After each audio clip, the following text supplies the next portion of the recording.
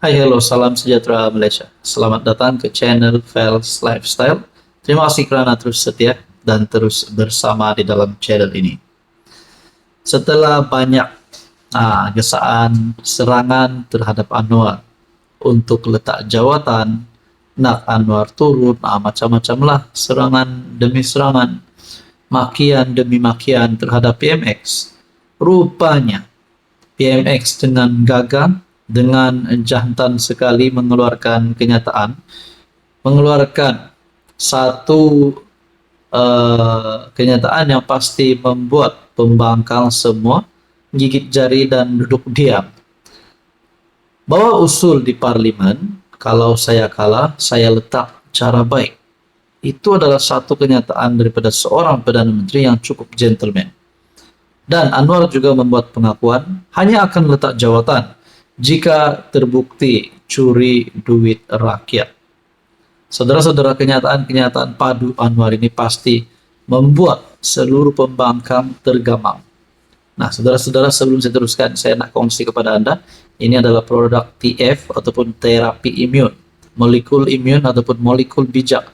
Produk ini adalah untuk meningkatkan, mendidik, dan juga menyeimbangkan sistem imun badan kita sehingga mampu melawan pelbagai jenis penyakit. Kenapa perlu ditingkatkan kekuatan? Kenapa perlu dididik? Dan kenapa perlu diseimbangkan?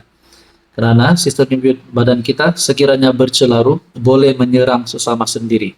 Dan juga keperluan produk ini untuk imun badan kita supaya boleh mencegah, boleh membunuh banyak jenis penyakit daripada dalam. Sekiranya Anda berminat tentang produk ini, Anda boleh menghubungi saya di nombor yang tertera. Nah, saudara-saudara, hanya ini cara Anwar letak jawatan. Saya hanya akan letak jawatan jika terbukti curi duit rakyat. Saya tak akan turun. Saya bukan curi duit rakyat.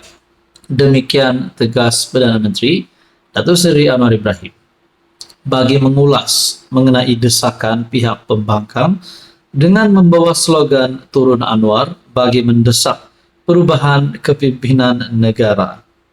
Anwar menegaskan bahawa beliau hanya menjalankan tanggung jawab sebagai PM untuk membantu seluruh rakyat Malaysia tanpa mengira kaum. Apabila seseorang itu mempunyai kuasa, dia kena amanah. Kalau saya ikut cara lama, sampai bila negara nak maju, nak bersih. Sebab itu, dasar sebelum ini kita ubah. Ini semua untuk apa? Untuk rakyat. Mana ada kontrak kita bagi begitu sahaja. Semua kena melalui tender. Jadi, apabila yang desak saya supaya turun, saya kata insya Allah saya tidak akan turun. Kecuali kalau saya curi duit rakyat. Dan Anwar juga mencabar semua ahli parlimen. Bawa usul di parlimen, kalau saya kalah, saya letak cara baik. Nah, satu kenyataan gentleman daripada seorang Perdana Menteri.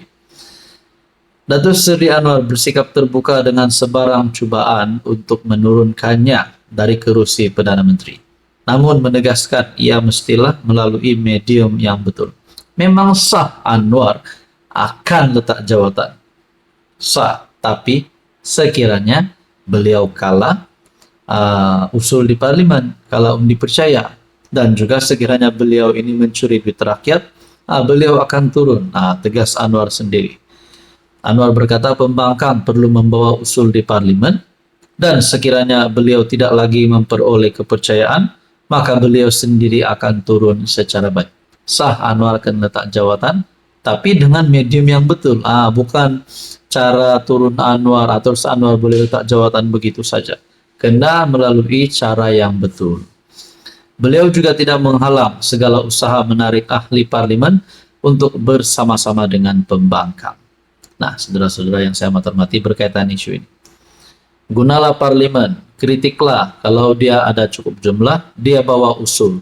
Itu caranya. Masalahnya, adakah pembangkang hari ini sudah cukup jumlah? Adakah ahli parlimen daripada kerajaan hari ini? Ada yang sudah lompat menyokong PN.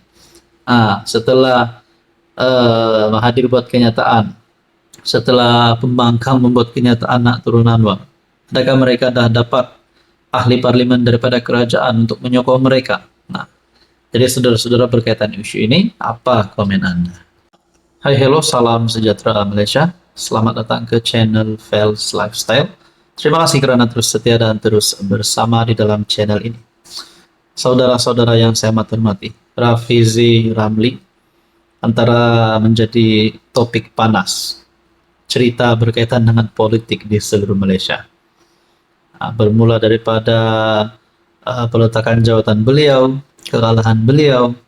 Akhirnya satu lagi kenyataan daripada Rafizi yang menggemparkan ramai. Satu kenyataan, Marzuki berkata, "Saudara Rafizi, you are telling lies." Apa sebenarnya penipuan yang dilakukan oleh Rafizi Ramli? Bekas Ketua Setiausaha Sulit kepada Perdana Menteri ke-8, Datuk Dr. Marzuki Mohamad, tampil mendedahkan sepucuk surat yang didakwa sebagai bukti Perikatan Nasional pernah menawarkan jawatan timbalan Perdana Menteri kepada Barisan Nasional susulan rundingan pembentukan kerajaan pasca PRU ke-15. Sebelum saya teruskan, saya kongsikan kepada Anda, ini adalah produk Transfer Factor. Produk ini adalah untuk meningkatkan, mendidik, dan menyeimbangkan sistem imun badan kita sehingga mampu melawan berbagai jenis penyakit. Contohnya kencing manis, darah tinggi, kolesterol, gastrik, penyakit melibatkan hati, jantung, paru-paru, buah pinggang, dan macam-macam lagi. Sekiranya Anda memerlukan dan ingin mengetahui lebih tentang produk ini, Anda boleh menghubungi saya di nomor yang tertera. Pendedahan itu dibuat bagi menafikan kenyataan ahli parlimen Pandan Datuk Seri Rafizi Ramli yang mendakwa PN tidak mengemukakan sebarang tawaran kepada BN. Selain mendakwa Tan Sri Muhyiddin, kononnya memandang rendah terhadap UMNO. Saya menonton video podcast Rafizi menyebut PN tidak menawarkan apa-apa kepada BN semasa rundingan pembentukan kerajaan PRU 15. Malah beliau mendakwa Tan Sri Muhyiddin memandang rendah kepada UMNO. Saudara Rafizi, you are telling lies. Anda bercakap bohong, katanya menerusi hantaran di FB. Menurut Marzuki, beliau sendiri terlibat secara langsung dalam keseluruhan rundingan di antara Perikatan Nasional dan Barisan Nasional yang berlangsung di Hotel St. Regis pada 23 November 2022.